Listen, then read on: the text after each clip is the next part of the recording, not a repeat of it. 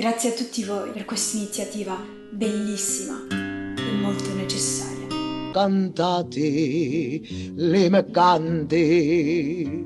But always remember the friend I tried to be. Quando io moro, pensate a me ogni tanto. Capista terra in croci, io moro senza voci. In inglese riesco a far conoscere alla mia gente e alla gente in tutto il mondo i testi e le canzoni che cantava Rosa Balistredi, che sono ancora attuali oggi. Io moro senza voci.